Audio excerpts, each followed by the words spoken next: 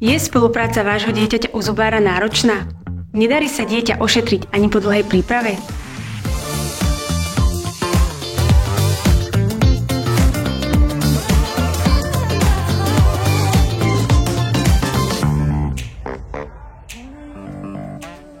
Mini-invazívne techniky ošetrenia nám častokrát umožnia ošetriť minimálne spolupracujúce dieťa za krátky čas, úplne bezbolestne, a to aj bez potreby aplikovať lokálnu anestéziu.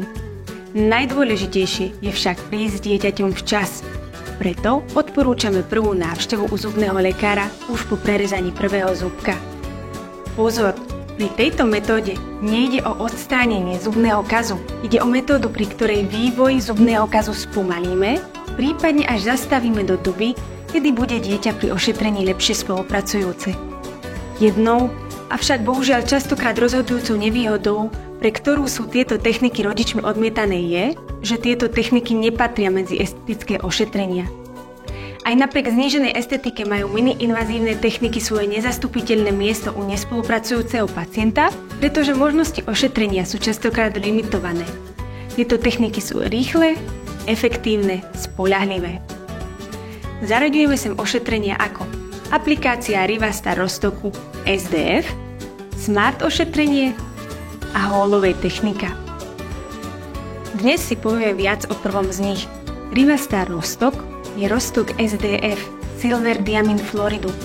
Je to vodička, ktorá dokáže výrazne spomaliť až zastaviť progresiu kazu. Kvapka tejto tekutiny sa pomocou malého štetčeka vtiera po dobu 1 minúty do kazivého ložiska, prípadne sa nanáša pomocou medzizubnej nite do medzizubného priestoru. Kaz po ošetrení touto látkou zčierna, čo ale vieme v budúcnosti pri zlepšenej spolupráci zmeniť preparáciou a aplikáciou estetickej výplne. Aplikácia roztoku sa musí opakovať raz za 6 mesiacov, napríklad pri preventívnej prehliadke. Spomalenie rastu kazu nám umožní preklenúť časové obdobie, kedy sa vie z nespolupracujúceho dieťaťa stať spolupracujúce, vďaka pravidelným návštevám a bezbolestnosti ošetrenia. A následne dokážeme zubok plnohodnotne ošetriť. Čo robiť, ak je defekt tvrdých zubných tkaní o čosi väčší a samotné potretie roztokom by bolo nedostačujúce? A kedy vlastne volíme tieto techniky ošetrenia? To si povieme v nasledujúcom videu. Takže nám určite nezabudnite dať odber, aby vám pokračovanie tohoto videa neušlo. Ak sa vám toto video páčilo, veľmi nás poteší váš like alebo otázka v komentároch.